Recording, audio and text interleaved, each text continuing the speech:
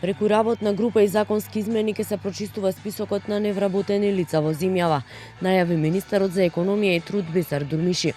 Вели имаат сознание дека голем дел од луѓето кои се пријавени како невработени примаат социјална помош од државата и работат на црно. Дека списоците со невработени мора да се прочистат дециден и директорот на Агенцијата за вработување.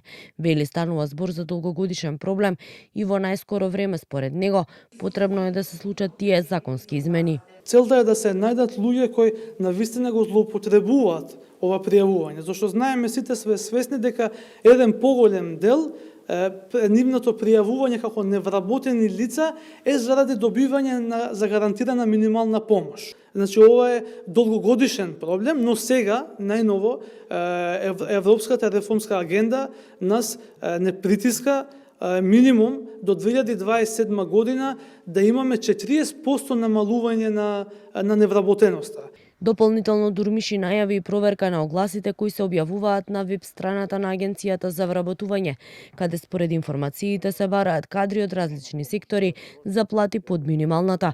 Доколку се утврди прекршување на законот за минимална плата, Дурмиши најави соодветни санкции. Нивното барање не може да биде под минимална плата. Законски имаме закон кој е на сила, така да после ова новинарски прашање ќе имаме состанок заедно со директорот од трудова инспекција и ќе вршиме контроли низ сите овие компании и ќе ве известиме кои чекори ќе ги земеме понатаму, да сте сигурни дека ако е така, пошто не ја знаеме ситуацијата, ќе преземеме мерки за тие да бидат санкционирани.